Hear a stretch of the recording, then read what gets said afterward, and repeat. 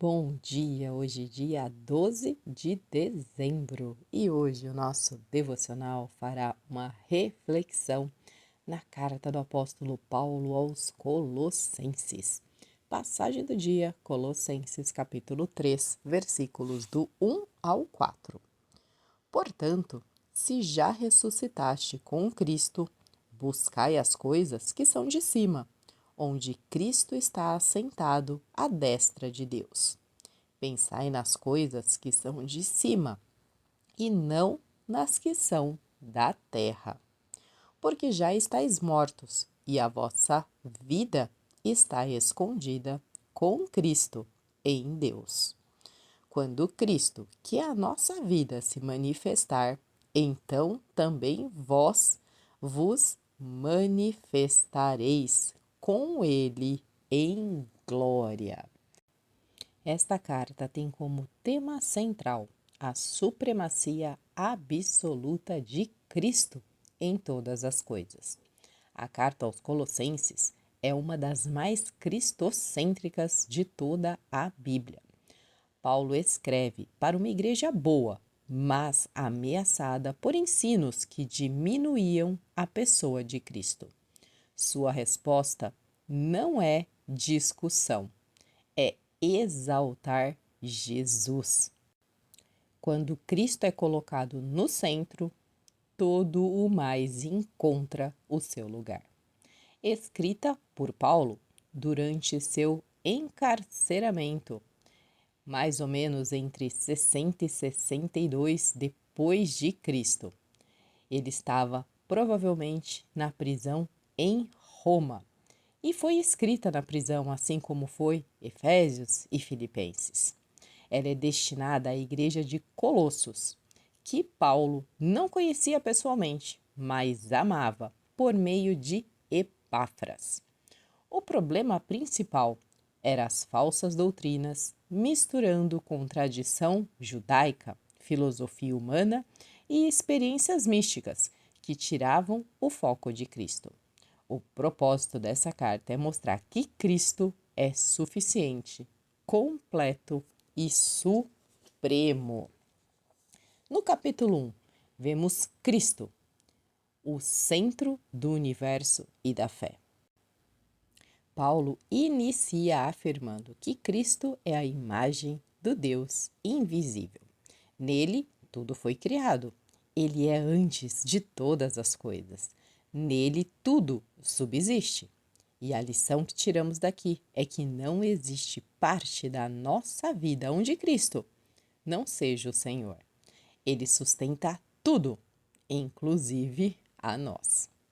No capítulo 2, vemos o cuidado com tudo o que tenta substituir a Cristo. Paulo confronta ideias que pareciam espirituais, mas eram vazias, regras sem vida, filosofias humanas, legalismo, rituais, espiritualidades místicas, sem Cristo. E a lição é que tudo o que nos afasta da suficiência de Jesus é engano. Ele é a plenitude. Nós somos completos somente nele. No capítulo 3, vemos que temos que viver do alto, não do chão das velhas atitudes. Paulo nos chama a buscar as coisas do alto, a matar a velha natureza, a revestir-se de compaixão, humildade, mansidão, amor. Deixar a paz e a palavra de Cristo governarem o nosso coração. E a lição aqui é que não basta crer na supremacia de Cristo, é preciso viver como se Ele realmente fosse o Senhor da nossa vida. Capítulo 4. Vemos a vida prática, a oração, a sabedoria, o testemunho. Paulo finaliza lembrando: persevere na oração. Falar com graça, viver com sabedoria, servir uns aos outros, ser agradecido. E a lição aqui é que uma vida centrada em Cristo transforma a nossa rotina, as nossas palavras e os nossos relacionamentos.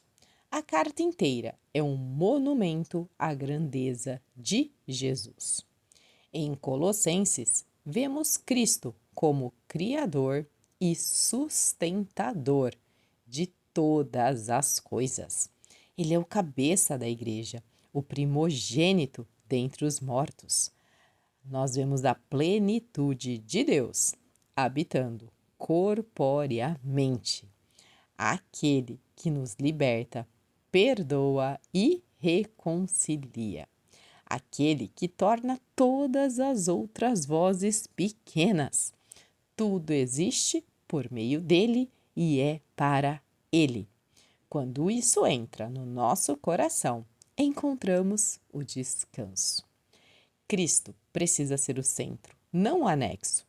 Temos que examinar as vozes que nos influenciam, pois há filósofos, regras, opiniões, tendências que têm diminuído a Cristo. Temos que colocar a mente nas coisas eternas, antes de colocar nas urgências do nosso dia. Vamos nos revestir de Cristo e em cada encontro, em cada situação e conversa, pergunte: como Cristo agiria aqui?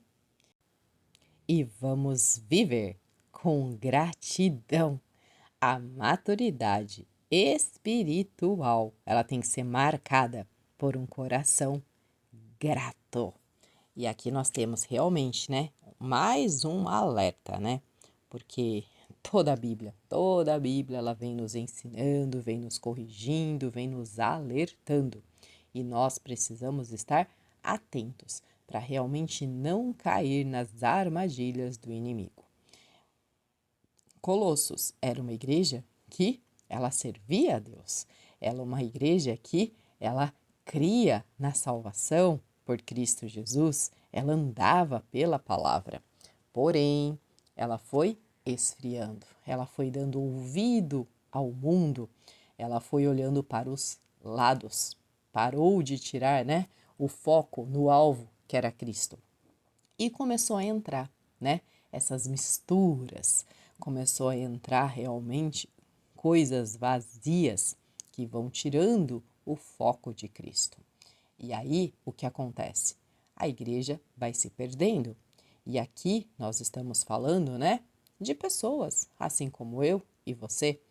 É o normal. Se nossa vida não está firmada na palavra, se os nossos olhos não estão focados em Cristo, nós vamos esfriando, vão entrando coisas e é sutil. Não são coisas que a gente fala, opa, não, isso não vem de Deus, não, isso aqui tá errado. Não, é sutil, o inimigo é astuto e ele vai colocando. E se a gente dá brecha, aquilo vai entrando em nós. Então, um dia entra uma coisa, aí daqui a pouco vem outra, e quando a gente menos percebe, nós esfriamos. Quando a gente menos percebe, nós estamos nos perdendo. Então, nós precisamos estar alerta e todos os dias nos render ao Senhor. Todos os dias se humilhar aos pés de Jesus, pedir perdão pelos nossos erros, pelas nossas falhas. Precisamos todos os dias ler a palavra, buscar a palavra realmente, falar, Espírito Santo, me ajuda, o que a Bíblia está me dizendo aqui, né? Esse relacionamento, essa intimidade com Deus, ela vai nos fortalecendo. E o que acontece? Quando a gente está mergulhado na palavra, quando a gente está estudando a palavra, realmente de coração, rendido, nós vamos tendo os alertas.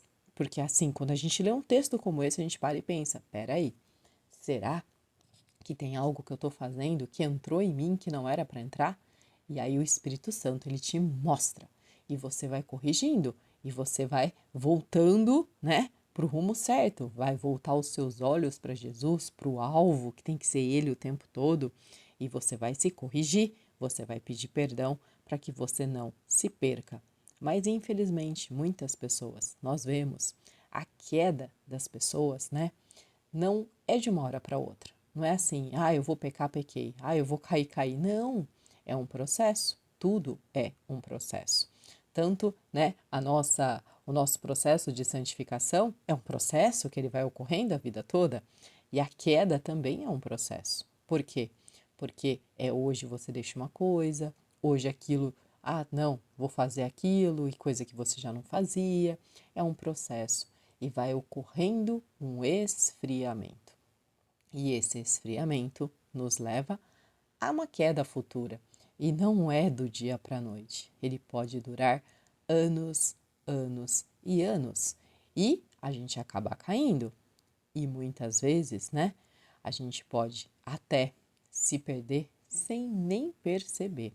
Às vezes a gente está na igreja, a gente não cometeu nenhum erro, assim, nenhuma falha, não caímos perante aos olhos humanos, mas o nosso coração já não está mais em Deus. Nós estamos caminhando já com um propósito diferente. Nós só estamos batendo cartão na igreja, nós transformamos a ida aos cultos em rotina e o amor já não existe mais. O primeiro amor já se foi e quando Cristo voltar, muitos ficarão de fora. Por quê? Porque ao longo do caminho deixaram coisas irem entrando no coração, deixou esse esfriamento acontecer e se perderam.